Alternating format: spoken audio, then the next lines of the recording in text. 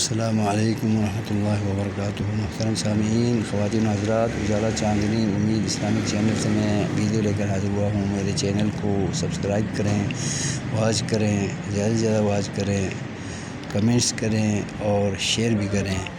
اللہ کے رسول صلی اللہ تعالیٰ علیہ وسلم نے سورہ بقرہ کی فضیلت کے ضمن میں فرمایا ہے کہ جو انسان، جو مسلمان، جو اللہ کا نیک بندہ سورہ بقرہ کی آخری آیتیں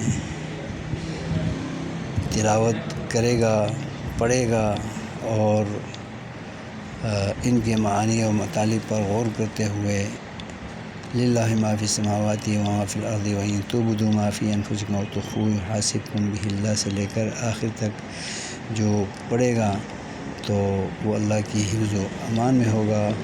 جو اللہ کے حفظ و امان میں ہوتا ہے تو اللہ اس کا مولا بن جاتا ہے، دستگیر بن جاتا ہے اور کارساز بن جاتا ہے اور اسے دنیا کی ہر نقصان دہ چیز سے حفاظت مل جاتی ہے۔ آئیے ہم بھی ان فضیلتوں کو جانیں اور سورہ بقرہ کی آخری 3 آیات کو ہم اپنی حفظ جان بنائیں، ورد زبان بنائیں۔